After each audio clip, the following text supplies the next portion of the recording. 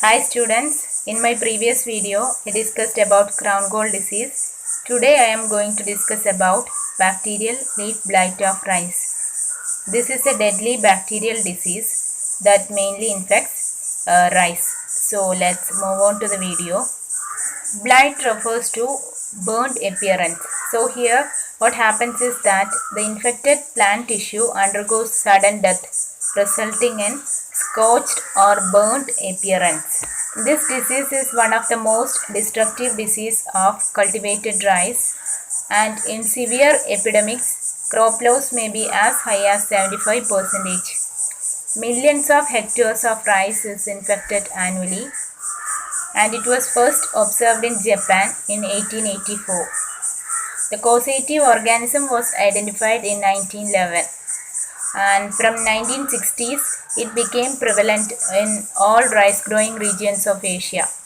In addition to Asia, the disease occurs in Australia, Africa, Latin America and United States. In India, it was first reported in 1959 from Maharashtra. This disease is a typical vascular disease, that is, the bacteria enters the plant and moves to xylem. Xylem is the water conducting system of the plant, and it blocks xylem and causes wilting. Earlier the disease occurs, higher will be the yield loss. And if the plants are infected at booting stage is the flowering stage. If the plants are infected at booting stage, bacterial blight does not affect yield but results in poor quality grains. And this disease is responsible for a loss of 20 to 30% in different countries. In India, yield loss varies from 6 to 60% depending upon the stage and severity of infection and type of cultivars. Then coming to the symptoms of this disease, the disease occurs in two phases: leaf blight phase and crusk or wilting phase. Let's see what are the symptoms of leaf blight phase. This phase appears during maximum tillering to heading stage, that is 4 to 6 weeks after transplantation. Heading stage is the flowering stage. So this stage appears during maximum tillering to heading stage. And it is characterized by the formation of yellow to straw colored stripes with wavy margins on both edges of the leaf. These stripes usually start from the tip and extend downwards. This is followed by twisting of leaf tip, and then these stripes extend lengthwise and crosswise to cover large areas of the leaf blade. On seedlings, infected leaves turn grayish-green and roll up. On older plants, lesions usually develop as water-soaked to yellow-orange stripes on leaf blades or leaf tips or on mechanically injured parts of leaves. Then the disease extends to leaf sheath and comes, killing the whole cum. Cum is the mother stem, and ultimately the disease kills the whole stem. And on the surface of infected leaves, drops of bacterial exudate or bacterial ooze can be seen in the early morning. This bacterial ooze looks like dewdrop, and the bacterial ooze later dries up and becomes small yellowish beads underneath the leaf. This bacterial ooze may be washed by rainwater and acts as an important source of transmission of the disease. This bacterial ooze contains millions of bacterial cells, so it serves as an important source of infection. And infected plants produce fewer and lighter grains, and grains will be of poor quality. And the second phase is seedling wilt or crusk phase. Crusk is an Indonesian word. It means sound of dead leaves. This is the most destructive form of the disease. It appears 1 to 3 weeks after transplantation, that is during early tillering stage. Here the leaves turn yellow to straw colored, roll up completely, then droop and wilt. The whole seedling ultimately dry up and die. The disease first appears in small patches, then it spreads to neighboring plants, and after some time the whole field becomes affected. This photograph shows the leaf blight phase of the disease. Here you can see the straw colored stripes on the leaf blade. This photo shows the bacterial ooze on leaf surface. This bacterial ooze contains the bacterial cells, and this serves as an important source of infection. And this is the crusk or wilting phase. Here you can see the whole seedling is wilted. Coming to pathogen, the disease is caused by the bacterium Xanthomonas campestris pathovaroraceae. It is a gram-negative rod, non-spore-forming and non-capsulated. They are motile by a single polar flagellum. Optimum temperature for growth is 25 to 30 degrees Celsius. Thermal death point is 53 degrees Celsius. That is, this bacteria will be killed at 53 degrees Celsius. And Xanthomonas campestris contained more than 140 pathovars. And this is the diagram of the bacterium. Here you can see single polar flagellum. Let's see disease cycle and epidemiology. This disease is found worldwide, occurs both in tropics and temperate regions, and the pathogen mainly perpetuates in the rhizosphere of grass hosts. That is, the bacteria mainly survives in the rhizosphere of grass or other weeds present in the field. In India, such grass hosts include Cyprus rotundus, Cyprus deformis, and Liersia hexandra. The leaves of wild varieties of rice also harbor the bacterium.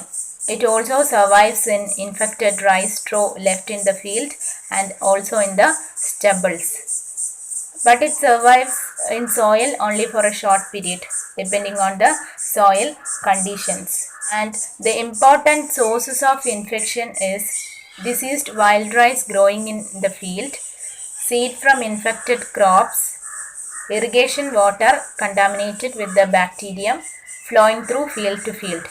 So these three are the important sources of infection. When the rice leaves come in contact with this contaminated water, the bacteria can easily get into the plant and cause disease.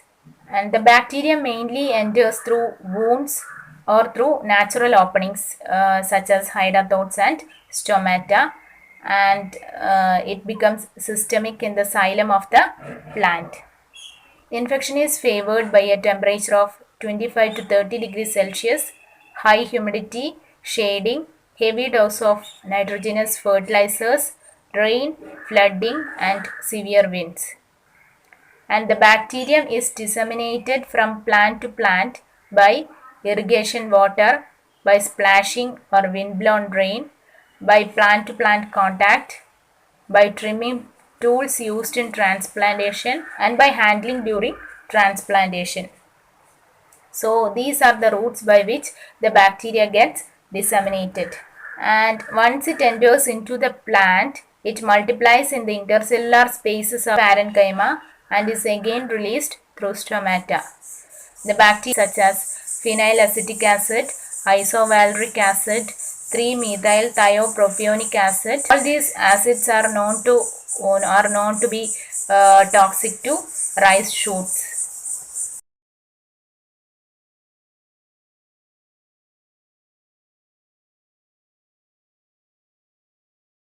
And the disease development is favored by temperatures above 25 degrees Celsius.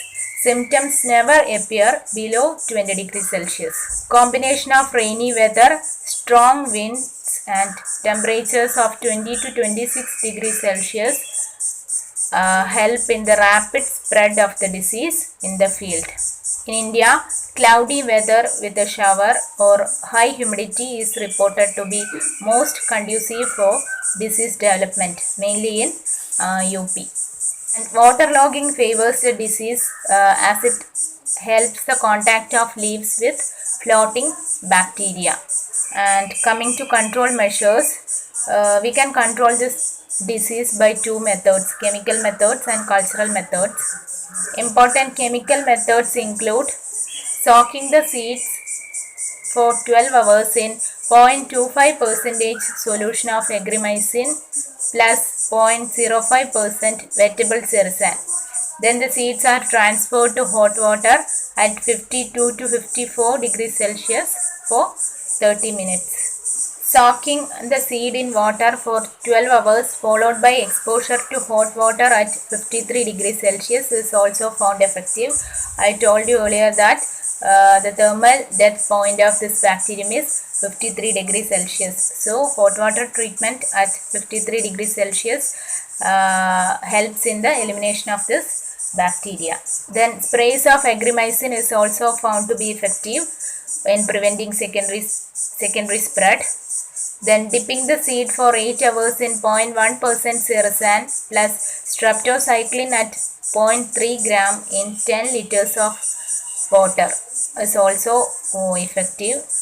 Then the antibiotic streptocycline is the most recommended chemical for seed treatment and foliar spray. And the fungicides TF130 and RH893 is also effective to control this disease. And coming to cultural methods, important cultural methods include growing only tolerant varieties of rice such as IR20, IR72 and TKM6. Then use only disease-free seed. As I mentioned earlier, the seed is an important source of infection. The bacteria will survive on the seed from infected plant. So use only disease-free seed. Then balanced fertilization. Avoid excess nitrogen application. Then destruction of weeds and other collateral hosts in the field. I told you earlier that the bacterium mainly perpetuates in the rhizosphere of weeds present in the field. So destruction of all weeds and other collateral hosts present in the field is necessary to control this disease. Then avoid flow of water from affected fields. Then maintain proper plant spacing. So these are the control measures for this disease. That's all about bacterial leaf blight of rice. So please watch this video. Thank you.